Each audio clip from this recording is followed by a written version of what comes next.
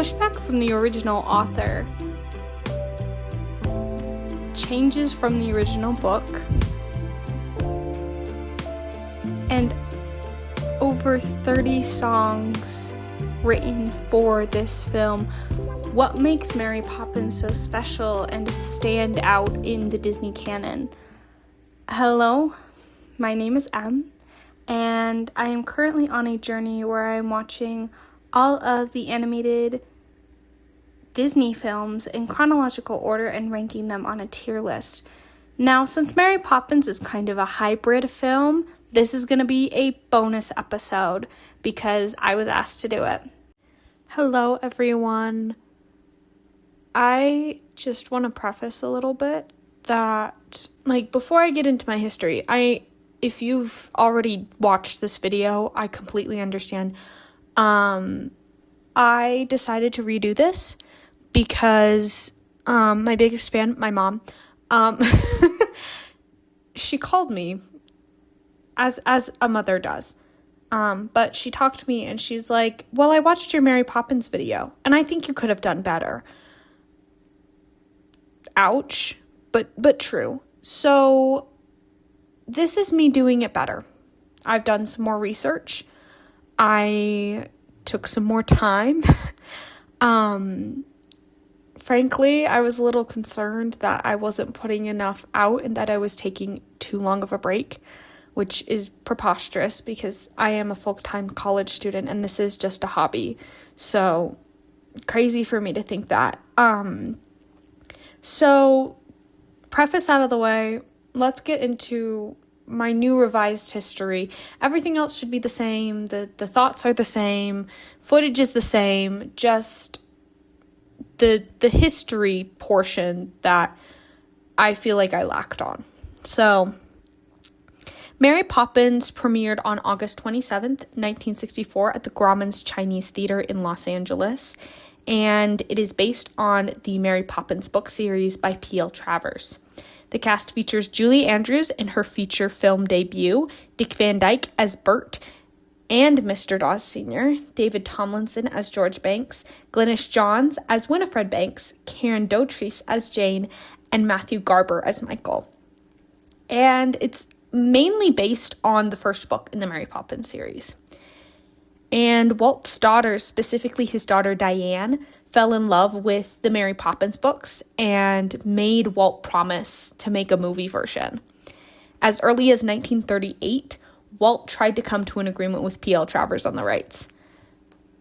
He kept trying throughout the years, though, so there'd be little periods where, he'd be like, well, I'm in London, or well, I'm in England, or Roy, you're in England.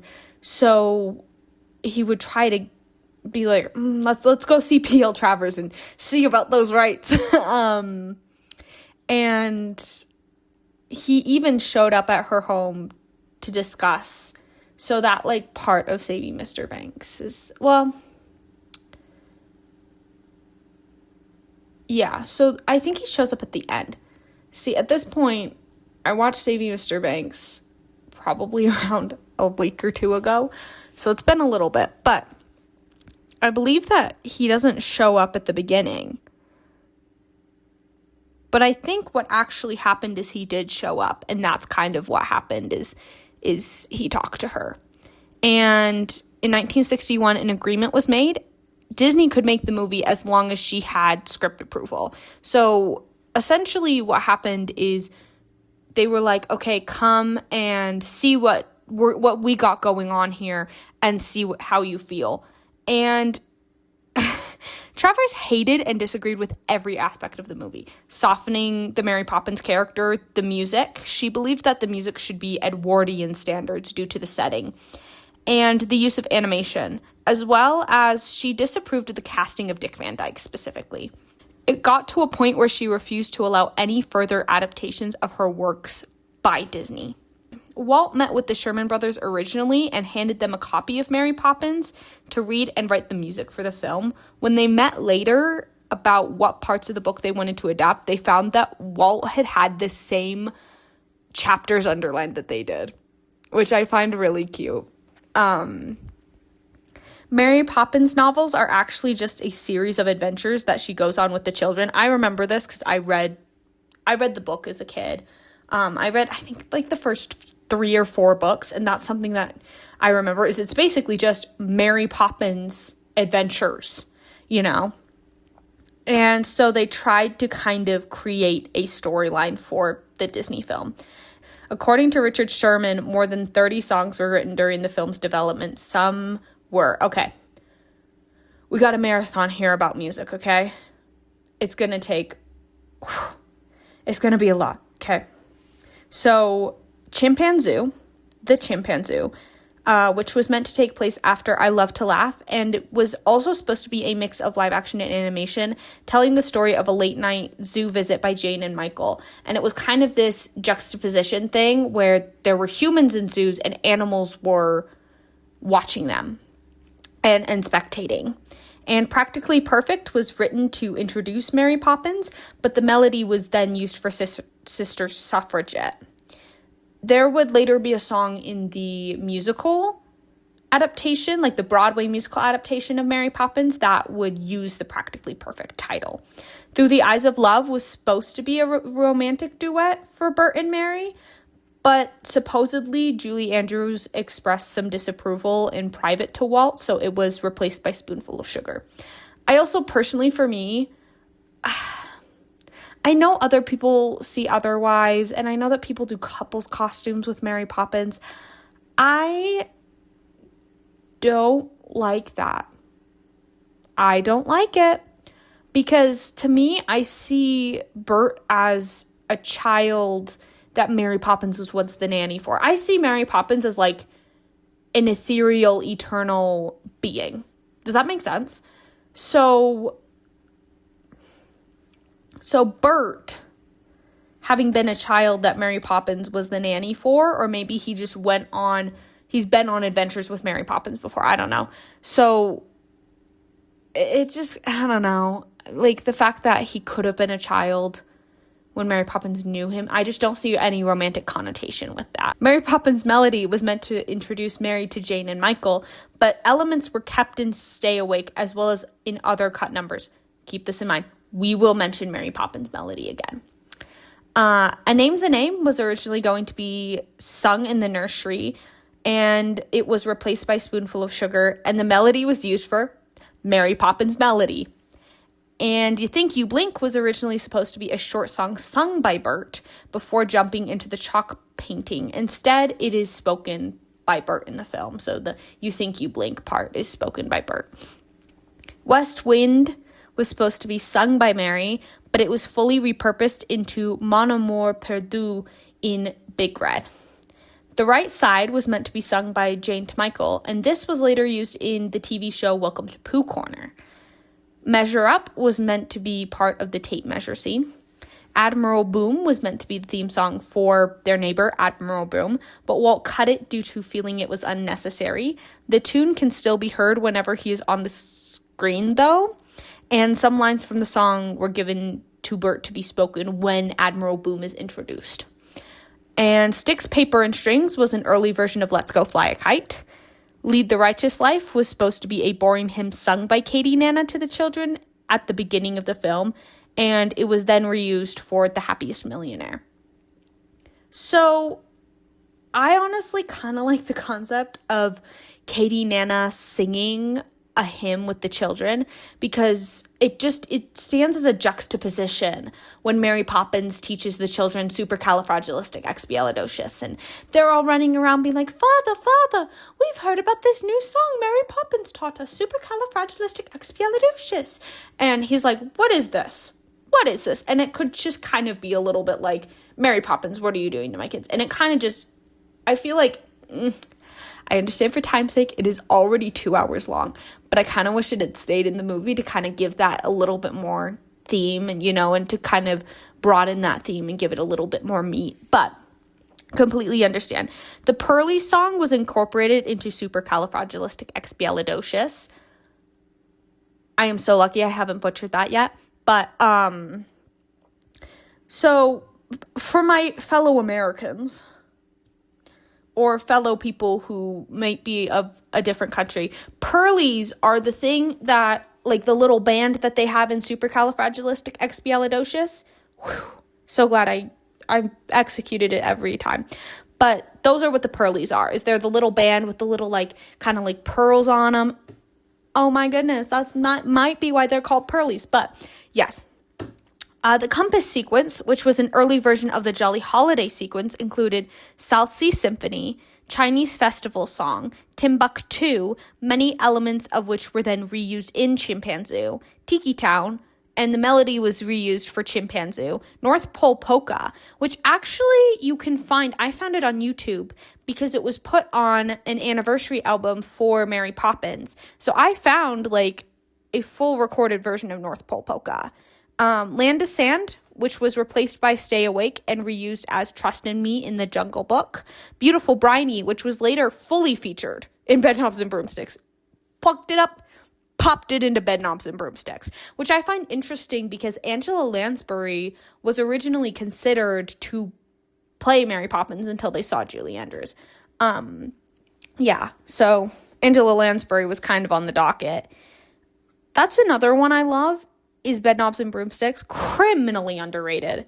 If anybody would like that to be another special bonus episode to this, I'd be willing to do it. I love Bedknobs and Broomsticks. It is one of my...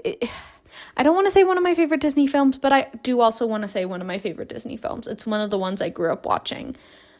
East is East, which was another variation on the Mary Poppins melody. Okay, and we are done. Done with song segment. Done with cut song segment. Moving on. There are correspondence letters between P.L. Travers and Walt in the State Library of South Wales in Australia. So who's flying me to Australia? Who's paying for my flight to Australia so I can read these letters? I'm just kidding. Unless... No, I'm joking. We're fine. There's also a biographical book titled Mary Poppins She Wrote, and 2 documentaries about kind of Walt and P.L. Travers' correspondence, The Real Mary Poppins and The Shadow of Mary Poppins, as well as I've already discussed before, Saving Mr. Banks, a classic. I think that it's good. I will say, as somebody who, for research purposes now, has watched a lot of clips of Walt, Tom Hanks, it kind of is a muddled mess where I'm like, you sound like Tom Hanks, but you're trying to sound like Walt, but like, I don't know. I don't think, unless somebody wants to prove me wrong, I think it's very hard to do an impression of Walt. He has a very decently unique voice, and so I think an impersonation would be somewhat difficult to get down, especially for someone with as unique a voice as Tom Hanks. Anyway, I digress. I will say there are a lot of little tiny details in that movie that I really adore. Like when she first arrives into the studio lot, and where they're standing has like a Babes in Toyland set, like behind it, like a little sign for Babes in Toyland, and saying that that's the set that they're using. That would have actually been accurate because Babes in Toyland filming at the time. And then Walt says something where he's like, I got to cancel that meeting with GE. Is so crazy because like that was the time period when they were working on the 1964 World's Fair with General Electric. Sorry, that's a tangent, but like I do love the little tiny details of Saving Mr. Banks. And I do want to read a little bit about these things because I want to know how accurate Saving Mr. Banks is, at least on P.L. Travers, like, childhood, you know, like how much of it is dramatized, how much of it, whatever, you know.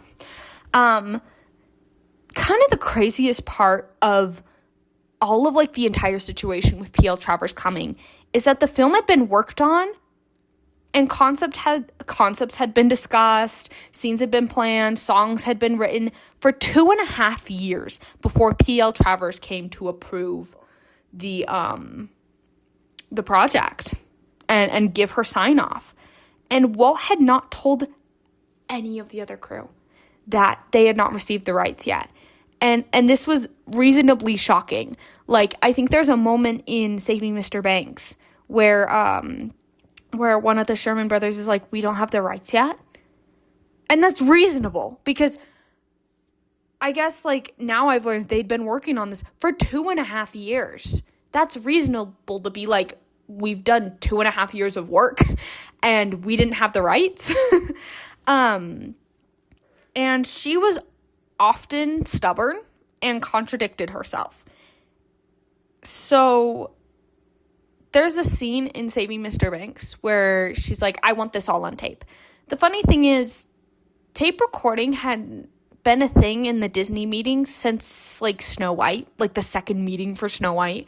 So I don't know if we have all of the tape recordings because after the meetings, I don't know if they were destroyed. Like, I know at least the Mary Poppins ones were kept. I'm not sure if all of the recordings for all the meetings for all the Disney movies were ever kept.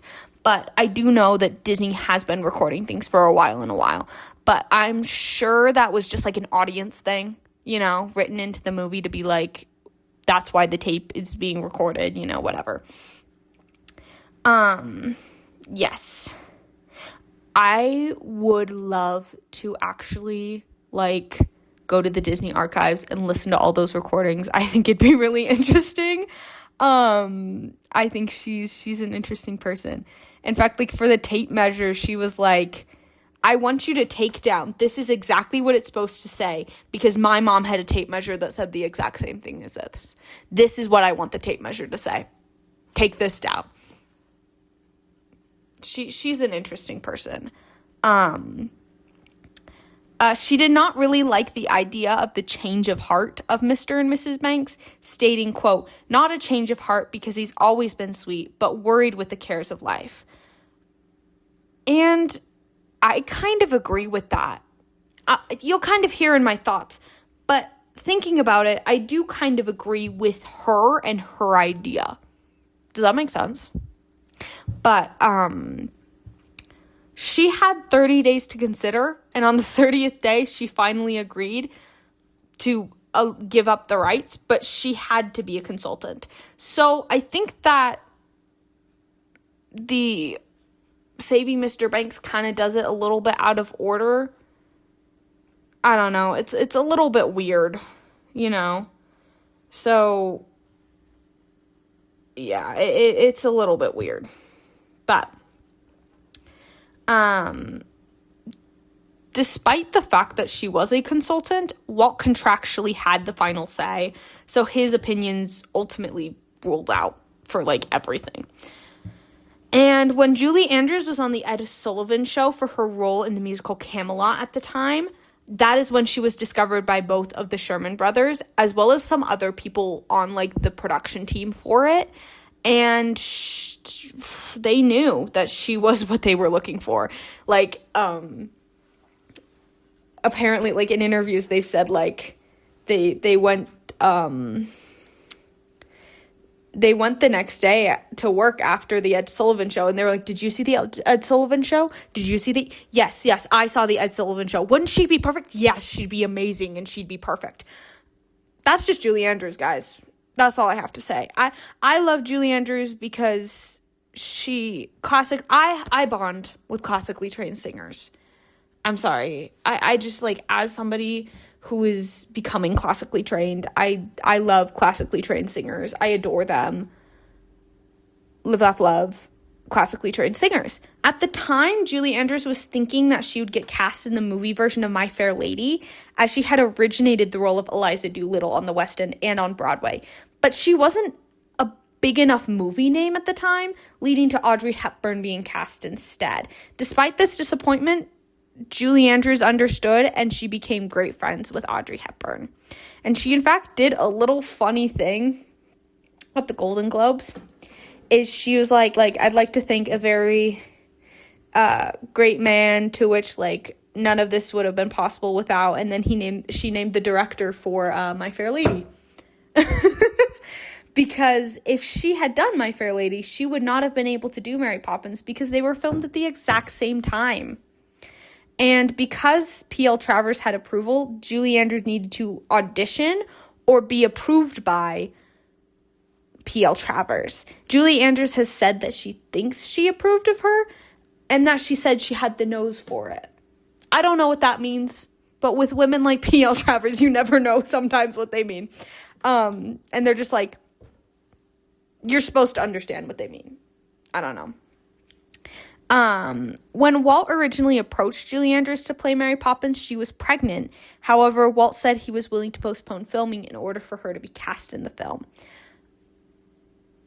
If you've seen, like, there's, like, on-set pictures of her with, like, her baby while she's dressed as Mary Poppins, and, like, the kids playing Jane and Michael are there with the baby, and it's so cute. It's so cute.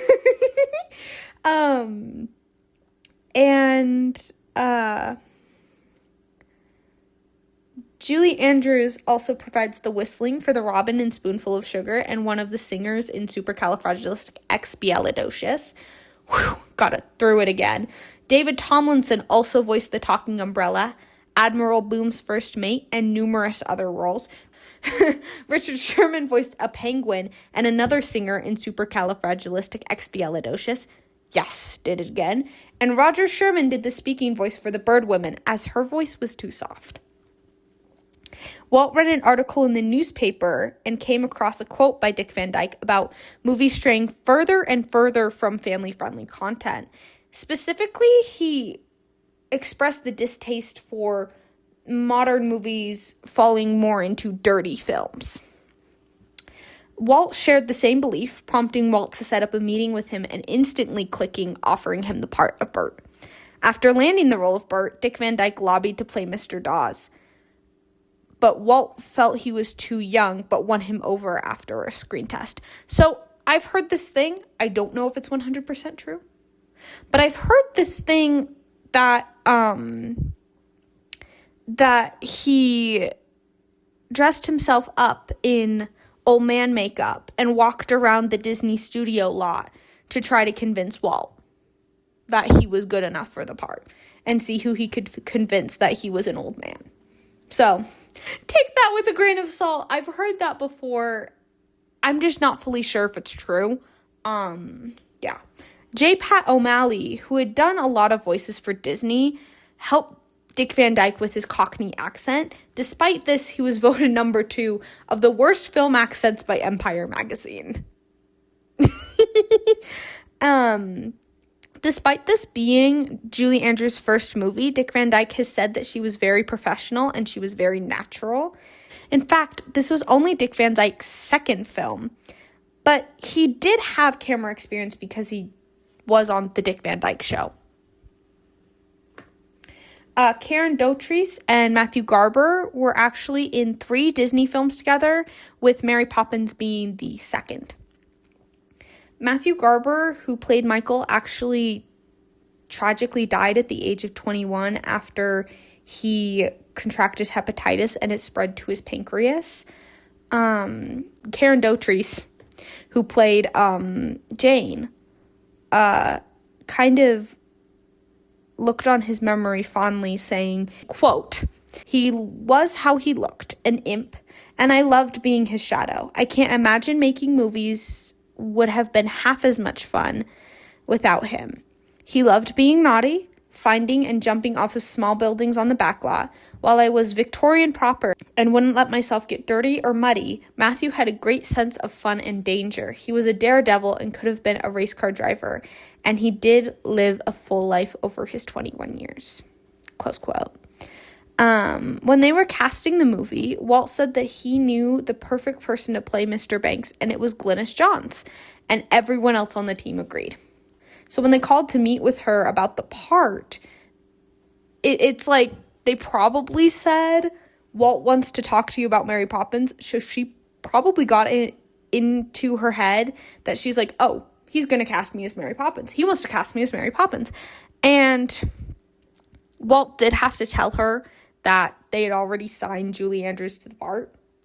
So then she responded that it might just be like, it might give me a little incentive if you wrote me a song. Huh? um, and Walt said the Sherman Brothers had a song for her. And after she left the meeting, he turned to them and said, "You got to start working on the song." And so they reused the song Practically Perfect into the Sister Suffragette. And Glennish Johns actually said that by the time she got back to her hotel room, Walt had called her with the song, and when she heard the first few bars of Sister Suffragette, she was all for it. She was ready. She was like, I'm gonna do this part.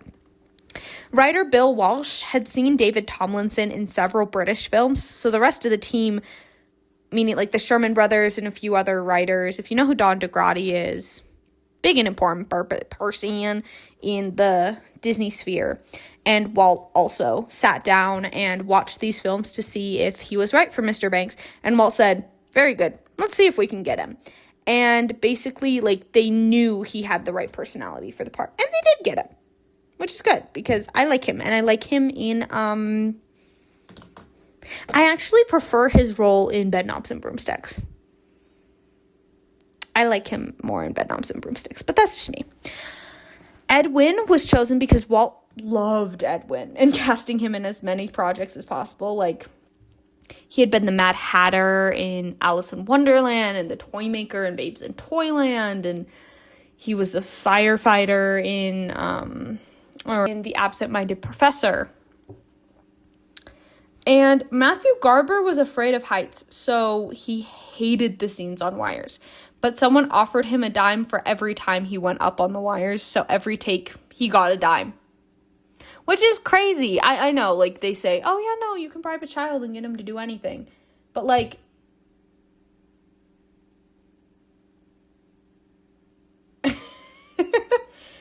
nowadays, maybe this is crazy, but, like, nowadays, they'd have to, like, factor in the paying that child extra and all these things, like, you know, like, they would have to factor those things in to, like, paying everyone equally for, like, union stuff. So I just find it crazy that they're like, yeah, we just paid him dimes. Yeah, he's fine.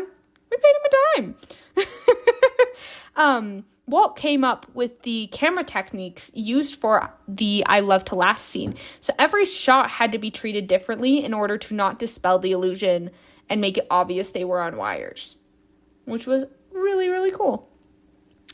And the idea of the waiters being penguins in the Jolly Holiday sequence came from Walt because he said that waiters always reminded him of penguins. The live action and animation hybrid was achieved because of the sodium vapor process.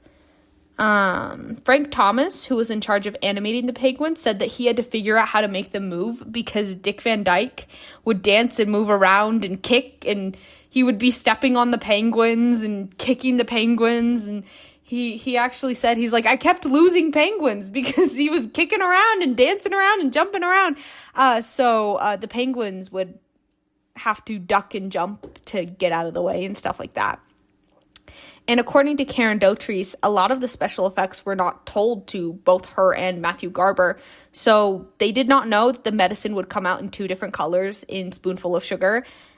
And they did not know that all of the stuff was going to be pulled out of the carpet bag and stuff like that. So they were just like, oh, just react to what's going to come out of the carpet bag. And that's all they were told. So, like, a lot of their stuff. And I think even, like, you can tell that the medicine, those are raw reactions.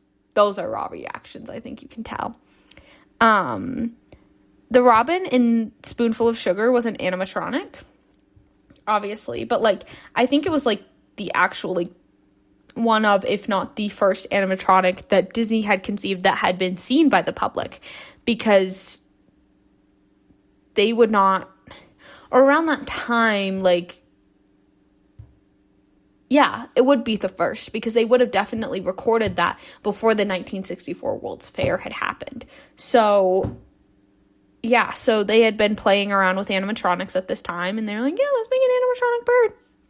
And so Julie Andrews had wires going up her arm to, like, control it and everything, to, like, have it connect and whatever. And yeah, so you can kind of see, like, the way that she has her hand and her arm is, like, very, very specific.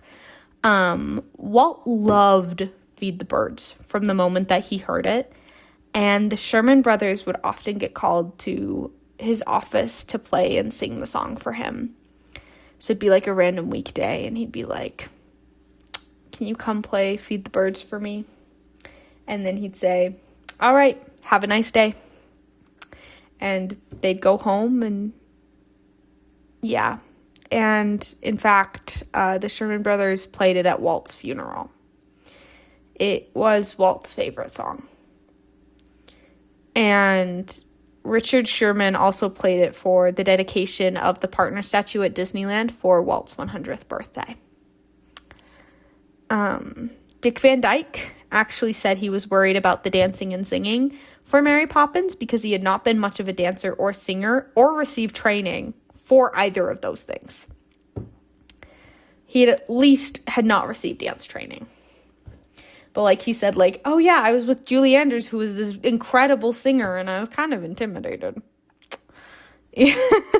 According to a dancer, the step and time sequence was hard because they would rehearse on plywood and then move to cobblestone and have to do all of the acrobatics on all of that. And yikes. I'm sure that was really hard. Let's Go Fly a Kite was actually inspired by Richard and Robert Sherman's father. He had a hobby of flying kites. And so I said this particularly is just very significant to them. And the film grossed $324.12 million in the initial box office in North America. It was reported to be the most profitable film of 1965. It's Mary Poppins. It has received universal acclaim from critics. It was nominated for 13 Academy Awards. To this day, that is the highest of any Disney movie to be nominated for that many Academy Awards. It won 5 for Best Actress with Julie Andrews, Best Film Editing, Best Music Score, Best Song, Chim Chim Cheree, and Best Special Visual Effects. Julie Andrews also won the Golden Globe for Best Actress in a Musical or Comedy. She was up against Audrey Hepburn. The film also won 2 Grammys, and it was chosen to be preserved by the National Film Registry in 2013. And Mary Poppins Returns was released in 2018. That is the sequel. I think it's good. I personally cannot see anybody else as Mary Poppins but Julie Andrews, but I think it's good. I especially think that the music hit the Sherman Brothers spot. You know what I mean? Like, it still had the same elements while being something new. I want to say, my previous comment, that's no hate to Emily Blunt. Like, I think that she still does good. It's just like, Julie Andrews is my Mary Poppins, if that makes sense. Anyway, I remember watching Mary Poppins Returns in theaters with my mom. And the penguins appear in Who Framed Roger Rabbit and The House of Mouse. And that is all that I have. That's all that I have for this history. Thank you so much for understanding why I'm doing this again, possibly. And if you watched the old one, no, you didn't. No, you didn't. Anyway, here are my husband and I's thoughts on Mary Poppins. So we just finished Mary Poppins, and I've been watching Mary Poppins ever since I was a kid. It's a classic for me, and I love it. I will say, maybe I'm just tired today. There were some slow moments that I don't remember in this movie, and that's not necessarily a problem. Something that I kind of noticed is it's not really about anybody except for Mr. Banks. In a way, like, it's called Mary Poppins, but the character arc is with Mr. Banks. I mean, yeah, like, if you're talking about, like, characters who dramatically change, which is what most stories are about, right? It's about a character changing. Then, yeah, I get what you mean about Mr. Banks. But, I don't know, I feel like the kids changed a bit, too, throughout the story. Because at the very beginning, she says, you know, you're, what is it? Is it, stubborn and doesn't pick up after themselves, and it's something and suspicious. Is it Stubborn and Suspicious? Stubborn and Suspicious. Okay, and then what's the other one for the girl? It's something and doesn't clean up their room. Yeah. I can't remember. But then, like, throughout the story, she kind of, like, teaches them life lessons while having them still build their character, you know? Yeah, I don't know. Like, I think that, yeah, I mean, I agree. I just think that the bigger and more dramatic arc is with Mr. Banks, though. Yeah. Oh, definitely. Yeah. The songs are amazing. I've always loved the songs. I have read, as a kid, I did kind of read the first 2 books and maybe the third one. And I know that this movie is not very accurate to, like, the first book, period. Like, I know it kind of blends the first and second book a little bit, but I do need to reread it. But this is the first time I can say I've actually read the book that this is based on. So I'm very proud to say that. I did read it, and it I would recommend it because in some ways it is very quite different. And in some ways it's kind of like if anybody's read the Princess Diaries book, like the books for Princess Diaries. Oh, I'm thinking Princess Bride. Sorry. No. That one's another one that's vastly different from the movie. No, I'm thinking of Princess Diaries. And you learn that the grandmother is not, like, she's it's very interesting how the grandmother is completely opposite from how she is in the movie. And there's quite a few things that are different. Is it kind of like an Alice in Wonderland situation? Where it's got, like, a lot of components of the book, but then it also, like, I know in the case of the Alice in Wonderland movie, it also combines some parts of Looking Glass. For Mary Poppins, yes, that's the case. But I also think that Mary Poppins is not as fun in the movie. Like, I thought she was fun. I mean, in the book. Oh, in the book. Okay. Yeah. Like, Anyway. compared to the movie. Yeah. I will say, after, like, I'm tired, so I understand, like, sometimes things are gonna drag. But, like, I almost fell asleep between Step in Time and, like, the whole Mr. Banks arc. I was, like, so... No, I understand. There are a few parts that do go a little bit slow. But I think overall it's pretty good. I think it's good. I think it's... Do we dare put it in S tier? I'd be okay with either S or A. I think it deserves S tier, despite the fact that there are moments that drag. It has a purpose. It's not just dragging to drag. Does that make sense? Yeah. Like, I feel like a lot of things have purpose to them, and just because it's a little bit slower, and just because it's slower comparatively to, like, the musical numbers, doesn't mean it's wrong. I think that this movie would be a lot worse without the Sherman Brothers music. Yeah. Yeah, the music's kind of iconic in it. It makes the movie. I don't know. I don't think there's anything else I have to talk about, but I'm also very, very tired. So if there's anything you want to say, feel free and go on a tangent or whatever. No. All I have to say is chim chimity, chim chimity, chim chim chiroo. I forgot the lyrics already. Alrighty. If I was singing along, I could do it. I deeply apologize that this is not a very in-depth reaction thing, but we just started school and we're both, well, I'm at least very tired. I'm not that tired, but I know you're curled up in bed with blankets around you, and you look like you're ready to fall asleep at any minute. I am actually. She's so sleepy. I'm so tired. Oh, talk about your first time watching Mary Poppins real quick. My first time watching what about it? That it was with me and everything and all the things. Because you had never seen Mary Poppins before. Yeah. I liked it. And I think we watched Saving Mr. Banks first, actually. Yeah. I think, me personally, with just the way that I like the stories, I like the tale of Saving Mr. Banks a little bit more. And maybe that's just my I want the realism of the story that kind of happens in there comparatively.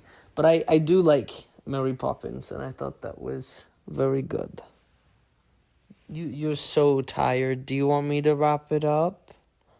Yeah, sing your little song. Okay. I go through. What's the line after it? It's Jim Jimity, Jim Jimity, Jim Jim Chiroo. It depends on which verse you're trying to sing. Any? Go rub off when I shake hands with you. Well, that's right. Oh, blow me a kiss, and that's lucky too. Let's go fly a kite up through the atmosphere, up where the air is clear. Bye-bye. I hope you guys have a wonderful night. And don't forget to like, comment, and subscribe. Because for every like and comment, M gets another wonderful minute of sleep. So, have a good day. Bye-bye.